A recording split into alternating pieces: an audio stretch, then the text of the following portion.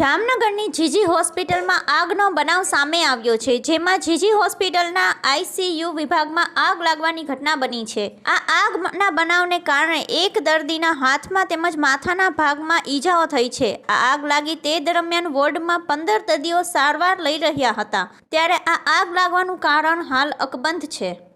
તમારું નામ? મારું નામ દિલીપ માર્કી કરંગિયા, ગામ મોટાવડિયા, તાલુકો જામજોધપુર। મારા મોટા બાપુને દાખલ કર્યા હતા આજે 10:30 અને 11:30 એમને ખાટલો હોય પણ વેન્ટિલેટર ઉપર રાખ્યા હતા।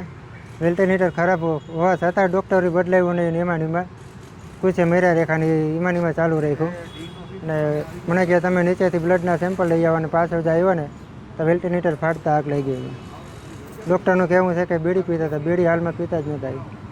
હા, માથાના વાળ બધા ભરી ગયા ને કપાળ રાખવા દાજી ગયું હોય અને હાથમાં થોડી ઘણી ઈજા થઈ છે। અટાણે કેવી પરિસ્થિતિ છે? અત્યારે આઈસીયુમાં છે।